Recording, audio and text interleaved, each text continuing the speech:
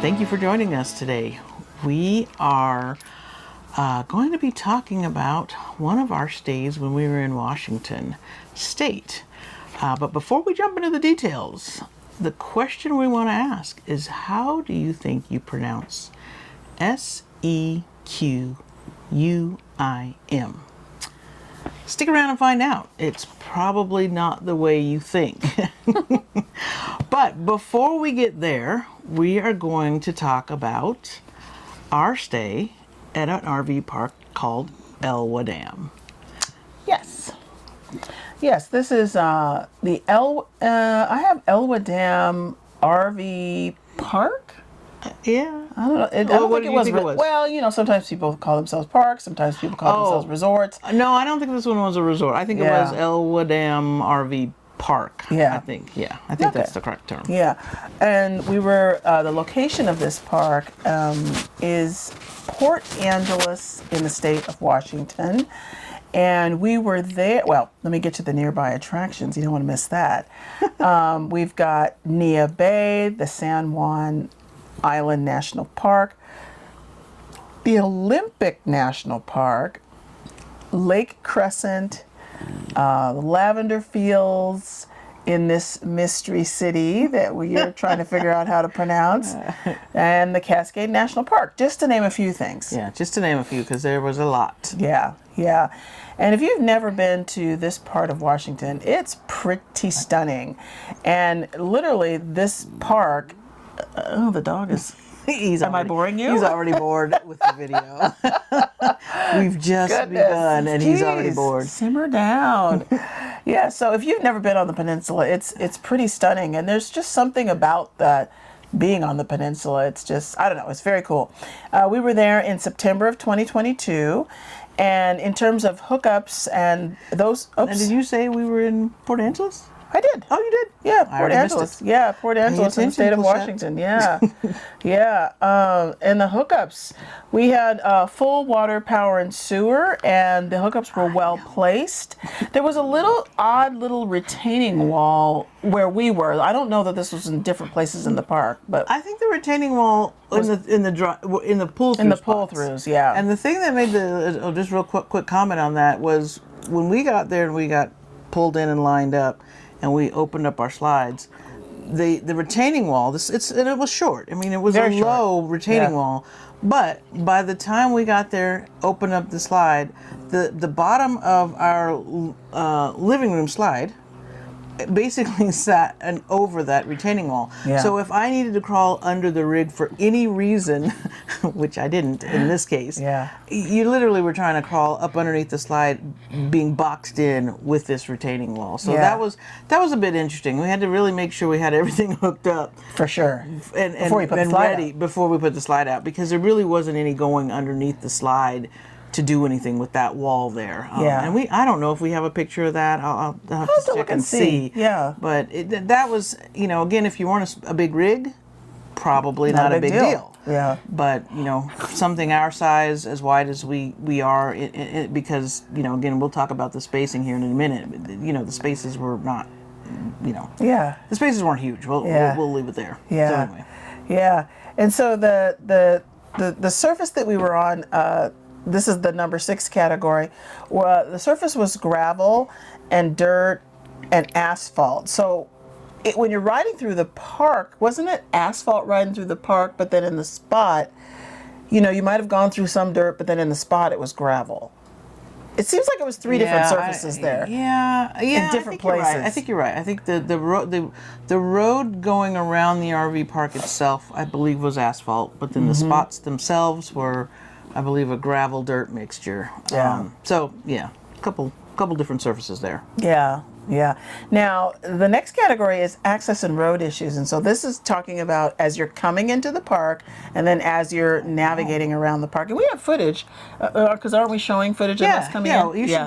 In the clip here, or in the clip in the opening there, you'll see kind of how the access was coming in off the main road, which I can't remember the main road, but again, that'll be in the in the image here of the actual location. Yeah. That's not what the issue was. No, there was it's really not no that. concern with that. It's once you get in the park. Once you get in the park. Yeah. And basically, once you get in the park, what symbolizes in the park is when the arm lifted. There was a little yes, kind of and there was a camera there. There was a camera and some nice signage that kind of reminded you, leave your drama at the door. yeah, it did actually. I think something did actually say that. But yeah, it's funny. But yeah, once that arm went up, they snapped your picture or whatever with the security camera. Yeah. This is when the access that we're referring to became a little narrow. I might have even said tight AF here, but yeah, when that arm goes up and you're trying to navigate around to the right to get up to where the office is, that is really tight there. It's narrow. Yeah, it's very definitely narrow. Yes.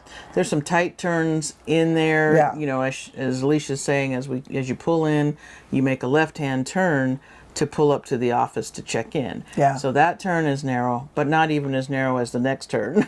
Exactly. Yeah. Yeah. And the thing about that too is that, if you had a bunch of RVs pulling in at the same time, I'm not even sure how they would do that. Yeah. Because where we pulled in right there in front of the office, there's not a ton of room. There's not there. much space because we basically took up that entire the whole space. Yeah. So yeah, it's narrow coming in. And then the way the park is laid out, we'll talk about this a little bit, but there's some center community space. Yeah. Volleyball. Yeah. Horseshoes, basketball. Yeah. A fire pit, a pizza oven area. Yeah, the Pizza Hut. And so, yes, the Pizza Hut. Yeah. And it's around this Pizza Hut because the Pizza Hut area, it's got a counter, table, It's very lovely. It's very nice. It's kind of recessed in the, lower than the actual ground a little bit. And it has a cover over it. Mm-hmm. So it's the overhang of the roof that you actually have to clear with your RV. Yeah. In our case, being the size of RV we are, that was actually tricky. Yeah, that was a little tricky. Tricky going in and coming out. Yeah. And if there's people parked over there on the right where the there's some community room there's some guest and parking, I guess, or overflow parking there. Yeah. On the right. Yeah, and so sometimes people would drive their car over to the laundry because that's where the laundry area was, or the restrooms. And if anybody was parked there, you just didn't have a whole lot of space to navigate around that Pizza Hut. No. So yeah, that was a thing. I will tell you what. So that's the access and road issues. Now once you got around the Pizza Hut and you cleared that, and the Pizza Hut was still intact, then getting up to your space and around into the pull through, that wasn't as challenging.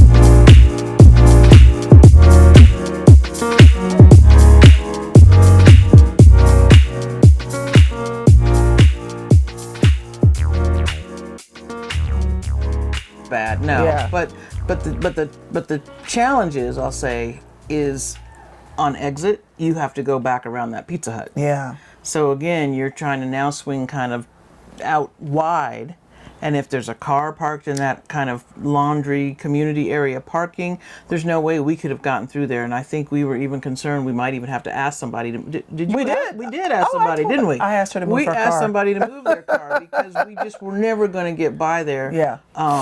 Not the way they were parked with the amount of space. And then getting past that and on basically onto the exit, all of that is pretty narrow. So moving around the park, and it's not a very big park. It's not very big at all. But moving about the park is pretty narrow for a large fifth wheel. Yeah, it's kind of funny. So when I checked into the office, the folks at the front desk were very, very, very nice. Yeah.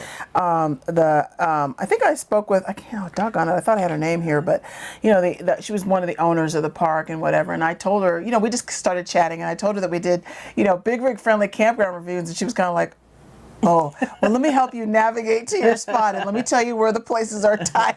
I thought that was hilarious. Yeah, you know, just kind of looking out for people. She said, some people think that these different turns are tight. And I'm like, yeah, we do too. Yeah.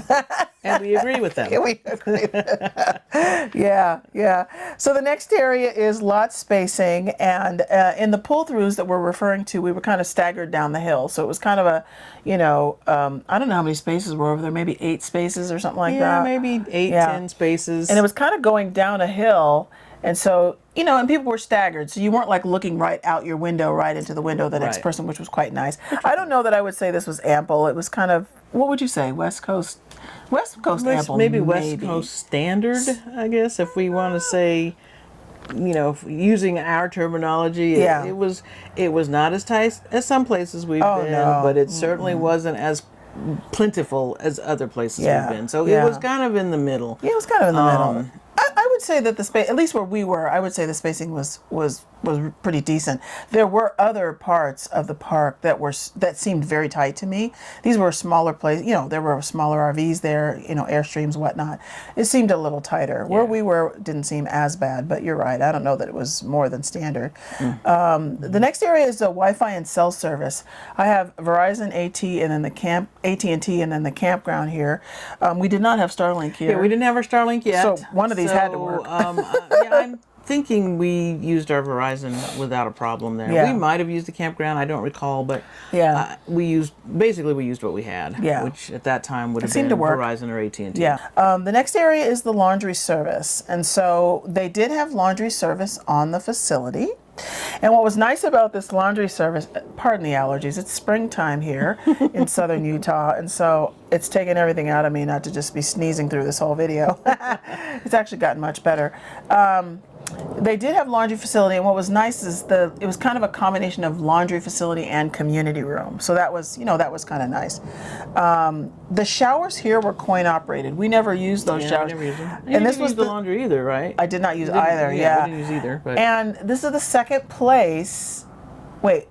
Am I going out of order? There was another place that had coin operated. Oh, Timberlake, the place that we were just at. Yeah, if you see our previous video, we talk about I'll put a link to that. But yeah, this was the first time between these two parks that we were seeing coin operated showers. Yeah, and I was like, what is with Washington and these coin operated showers? Seriously. I mean, we don't really use them. I mean, we like we said in our previous video, we may use them once after we've closed everything down and it's the night before we leave. We might use them, but I don't know, it was just a thing.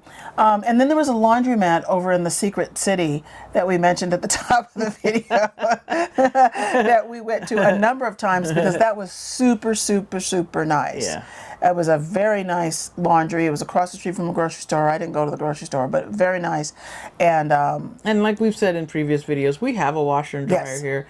Typically, we're going to a laundromat or using the campgrounds facilities for larger items like towels, sheets, bedding, that kind of stuff, blankets. So yeah, we found this nice laundromat. Very nice, yeah.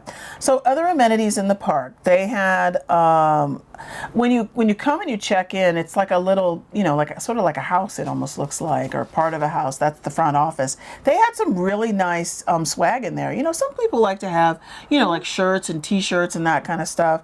I actually thought it was very nice. They had a few little staples in there. They had fire pits in your actual site, which was kind of nice.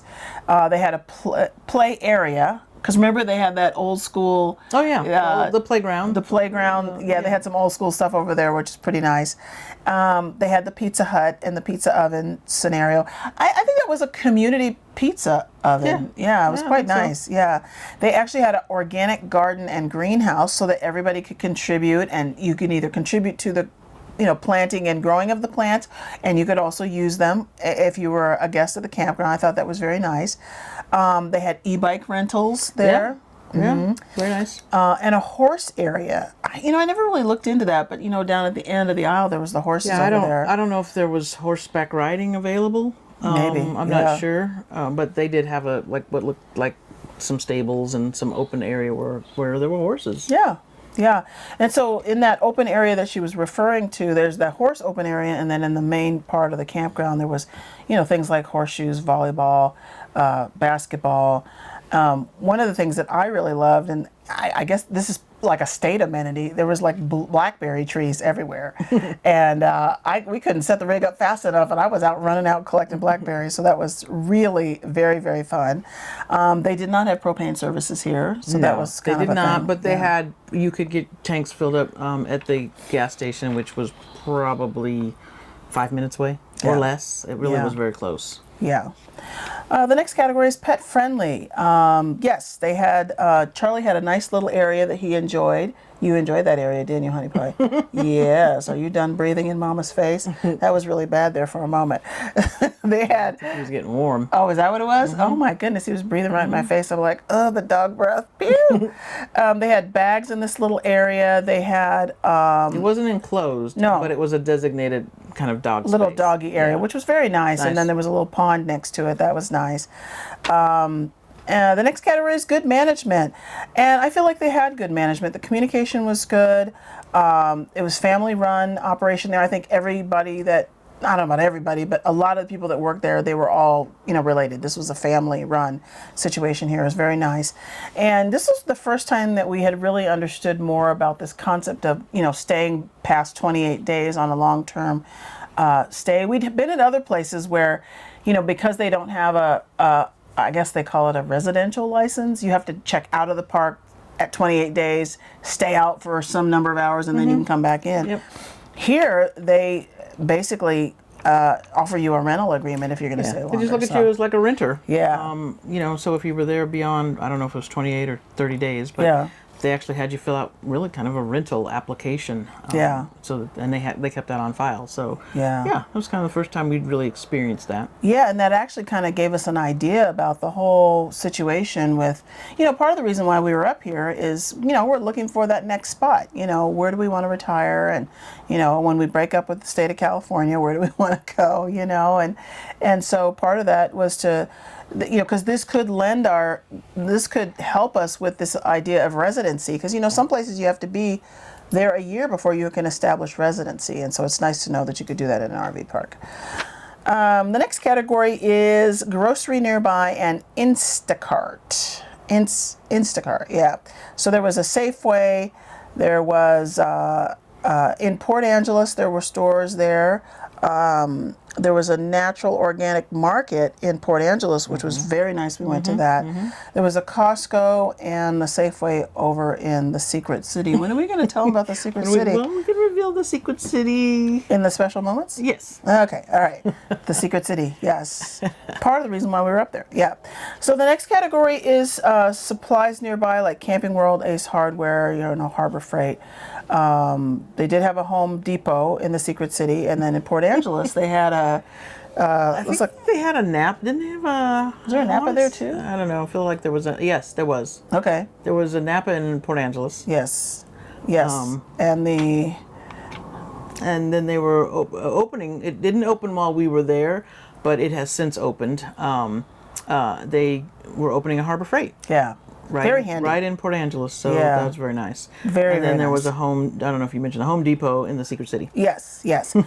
Mail service. You know, it's so interesting about mail service. For the longest time when we've done these videos, mail service has not been a thing. Recently, in the last couple of parks we've been to, it's been a thing. Here it was not. There were no issues for mail service. It didn't matter what the carrier was. It was no problem. They just brought it to the office. And I don't remember if they called you. You know, some places will call you. Some places you just need to use your own tracking. But it just really wasn't a problem there. No, I don't remember. I think we would call the office and ask if we had mail. Yeah. They might have called us. I don't remember. But we didn't have any issues getting any mail from, like you said, any other carrier. Yeah. All right. So, special moments. We had a lot of special moments here. We did. We had a lot of so special many. moments. Yes. So many special moments. So where do we want to start? Yeah, well, let's start with, what do we have? Oh, we had the city of Poulsboy. We met a friend, Alicia, in Poulsboy.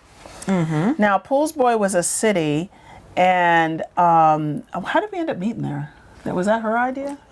Yeah, I think so. I think this friend Alexia, we had met her, oh gosh, when was it? 2016? I think it was 2016. 2016, yeah. We had gone on a trip to India and Dubai, and gone with a tour company, and she was on the tour company, and at the time she was living back east, and so she has since moved to Washington, and since we were there and we weren't that far away, we met her. Yeah. And I think this was her idea. She came up with, I think, the restaurant and the location, and it's lovely. So it was really nice. We went to a really nice Italian food place, restaurant. yes. It was really good. Yeah, yeah. And Poulsboy is a charming little city that sort of, would you say it reminds you of Solvang? It's kind of that kind of Solvang on the water. Yeah, yeah. Yeah. Yeah, very nice. And then another special moment we had was going to the city of Bellingham. Now, I don't remember why we went there, just to go. Well, we were going to Bellingham primarily to, we were going to San Juan. We were going to the national park. To the national park. Yeah, yeah. So we were going up there to get a closer access to Anna Cortez. Was that all on that trip? Anna Cortez? Okay. Yep. You've been to many places, you can start getting confused. Yeah, that was lovely. The city of Bellingham, we really enjoyed that. In the downtown, in the middle of the week, we're like, there's a lot of people here, but this seems like a really chill place. Because we rented a car. Yeah. We rented a car and we went up to the Bellingham area. So we could really kind of explore. That was fun. More of the area, and in particular get over to the San Juan Islands. Yeah, yeah. And that was very cool to be able to go to that national park. I had never even heard of that national park, so that was very cool. Another special moment was we did a sleepover at Jody and Joan's house. On Whidbey Island. On Whidbey Island, yes. And played a rousing game of Roomy Cube. Yes, that was hilarious. It was hilarious. And we got a chance to meet their neighbor. I forgot what her name was. I remember. Yeah, we'll have to put these names up if we can remember them. We had a really nice time. We took Charlie. Lovely, yes. Charlie had a great time meeting their dog. Yes. He got to open it up out there on the beach. Got a little too over excited and had some small little accidents. He's a senior, so he has to realize his age. He was out there just running like he was a and their puppy. Dog was, and their dog was is kind of a puppy. Was kind of a puppy, so he was trying to keep up, and so. And he came in and he had to throw up all over the place. Yeah, he came in and he's like, "Whoa, that was too much." Had a couple little accidents, but otherwise, we all had a great time. Yeah, it was a lot of fun. Very fun. Yeah. Yes, very fun. Our next special moment was our Nia Bay hike.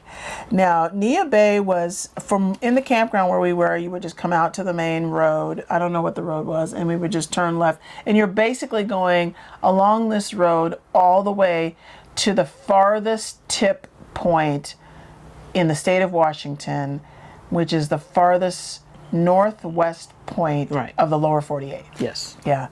Yeah. And that was a great hike. Now, it's a funny thing because if the day was clear, we would have been able to see all kinds of stuff. Yeah, and it was not. It had I think rained the day prior, and it's kind of a rainforest kind of anyway. So it was already kind of damp and misty and moist. And so the it's a combination of dirt paths with kind of tree roots, and then there is some slightly elevated path that's made kind of out of wood planks, and the wood planks were slippery. It was and not. Some It of was them not were easy. spaced wide apart, and I mean, we really, the three of us, Charlie and We had a time. we did. We had a time, but we made it out there to the edge. We sure did. And unfortunately, because it was so overcast, we couldn't really see anything. But Yeah. it was still a great experience. It really, we really really enjoyed was. that hike. It was. We laughed because I think it said it was about 30 minutes. On the sign it said it was like a 30-minute hike. 30 minutes if you're like 25 or less, I guess. Yeah, but, I guess if you hike all the time. and if you hike all the 25, time, but- yeah. But between the tree roots and the slippery planks and and the planks had spaces in between them, and his Yeah. little legs were getting caught in between. Yeah, it was something else, but we did enjoy it, and I felt very dewy and youthful coming out of there because, I mean, it does feel like a rainforest in there. Yeah. We went wine tasting at a lovely place that was nearby the campground, the Harbinger place, and this is a woman-owned facility. Woman-owned winery. We loved So that. that was nice. Yep, and then we went to Deception Cellars, and we got a chance to meet that owner. That was very cool. They did like a mead. Yeah, his name was Mark. Yeah, we got a chance to meet Mark Tanner. He's the owner of the Deception Cellars, and they did some really nice meads there. Let's see. We have the Finn River Cidery where we met Lindy and Karen. That was lovely. And that was a nice. We were in Port Townsend. Port Townsend, yes. And got a chance to meet them. Thankfully, the timing worked out. Yeah. And we got to meet them at that wine. Was it a winery? It was or a cidery. A cidery. The Finn River That Cidery. was really nice, though. That was very nice. Yeah. So, yes, his nose is dripping all over me. He has allergies too. He has allergies too. I yes. sneeze, he sneezes too. Yes, so yeah. we did that. Yeah. And then is the big thing the anniversary? Well, then we've got what is this here? Let's see. Bellingham, we already talked about. Oh, yeah, we already talked about we stayed at the, well, we'll talk about that one in a second. That's the anniversary thing, yes. Yeah. Oh, yeah, let's see. Oh, we went to farmers markets. We went to farmers Lots markets. of farmers markets. Yeah, we went to the one in Port Angeles. Anacortes. And that was lovely. Port Townsend. Yeah, we were And the doing Secret City. And the Secret City. And are we ready for the Secret City We now? are ready for the Secret City. So how do you think you say S-E-Q-U-I-M? We said it wrong for a while. And people will let you know They about will it. let you know. You do not say sequum. You do not say sequin. You do not, because it's very clear you are not from there. You're a tourist. Yes, you say squim. Squim. Yes. Yes. So squim is the squim was really the reason we want to talk about kind of why we were there in the first place. Yeah. We were in Squim, or we were looking at Squim, because I think we've already said. Did we say? I can't remember. One of the things we're doing as we're out here, kind of exploring, is, and you said when we break up with California earlier, right? One of the things we're looking for is, where is that place that we want to land when we're either completely done with pulling the RV and moving around, or even part time. Yeah. And so we're trying to find a place to call kind of home base, true home base, where we actually have a home. And so I had done some research, had never heard of Squim, and had found out that Squim has about the same amount of rainfall as Los Angeles. Something Imagine like that. I know, 13 inches annually or something like that. And we were like, there's a place like that in Washington State? I know. So we did some research. We found out that Squim is right on the Olympic rain shadow. The rain shadow. And you ask, what is a rain shadow? So it's this area that basically, because of the way temperature or air comes across the Cascades and mixes with the air that comes in from the east, it creates this, rain shadow. Yeah. And so there's several cities in the rain shadow, but Squim is the one that gets the least amount of rain of all the cities in the rain shadow. Yeah. So we were like, well, let's go check that out. Let's check it out. We like Washington State. It has a lot of things that we like as far as when we think about a place to move. So we wanted to go see if Squim could work. Yeah. And the jury, I think, is still out. Oh yeah, because we're still looking. We're still looking But and stuff. Squim, I think, is It's still definitely a a contender. contender. Yeah. It's definitely a contender. And that's where the And that's where the laundromat the fancy was. laundromat was, and the Costco was And the there, and the Home Costco, Depot was Home there, Depot. and it wasn't that far from this campground either. Yeah, I think Squim was about 30 minutes from the campground that we stayed in. Yeah. One of the main attractions was celebrating our anniversary there. Yes. And staying at the Dungeness B&B. Barn House. Yes. Bed and breakfast. Yes, there was bread too. Yeah, it was lovely. Bed and breakfast and bread. Yes. And bread. Yes, and the grounds were lovely. She had chickens there. Claire was the proprietor. Yes. She was the owner. Yes. And it was the grounds were just beautiful. Yes, and she not only was the property itself just so beautifully appointed and serene and quiet. You know, the little street that went around the corner where we were, that was completely quiet. You could go across the street and down a little hill. She had like a private beach area there. It was very, very lovely. Very lovely. Yeah. It was very nice to meet her. And we stayed there a couple of nights. But Yeah. then we went back over to Port Townsend for dinner. Yes, and we went to a lovely place, Finisterre. I think it was called Finisterre. Yeah. And Lindy and Karen made that recommendation. Yes. So thank you. Yes, thank you. It was very lovely. And so we had a nice dinner there. And I think we covered these other places. You know, some of the places that we encountered in this particular stay made it to our 2022 award. Yes. Yes. Like you have written the Camber Coffee here. Camber Coffee. Because that was someplace we went to. The Dungeness B&B. In Bellingham. Yes. And they had some of the best coffee. The coffee was fabulous. Oh my gosh. So yeah, you check out our 2022 awards because some of these places we're talking about made that list. Yes, they did. Yeah, I think we covered everything. The farmers market, anniversary dinner. I think we got everything here. I don't want to miss anything. Nope. This was a really great stay. You know, we only stay in places, you know, for maybe 4 weeks, 6 weeks at tops, and so we did so much. And I think we stayed here. I can't remember if it was 4 or 5 weeks, but we stayed here at least the 4 weeks, maybe 5, and we took time off. Yes, because we took that's when we went to Bellingham, we took the time off. We rented the car. Yeah. And we went to Bellingham. We also did the whole rainforest. Yes. That was awesome. You know, I don't know if you mentioned Crescent Lake. Crescent Lake is one of my new favorite lakes. You know, we did a lot while we were here. But that lake was really nice. We saw waterfalls that were close by. This was all kind of part of the Olympic National Park. It's a beautiful, beautiful state, and I think Sasquatch lives in this state too. It's a thing up there in the northwest with the Sasquatch, but you know the trees are so thick and lush, and it's just really very, very beautiful. Very beautiful. All right, so as far as Elwha Dam is concerned, top 3 and bottom 3. Yeah, so what would you say? Top 3. Well, I know you love those blackberries. I was hitting those blackberries they were hard. all over the place. So she'd be out there with the little step ladder, climbing up to try to reach the ones that nobody else could get to. Yes. But yeah, it was really nice because they were all over the campground, and you could just go, pick till your heart's content. So. Yeah, and I don't think I've ever eaten that many blackberries in my life, and it was so lovely to just have them right there and so fresh. It was really yummy. So the blackberries was definitely a top. Yes. The proximity to the Olympic National Park.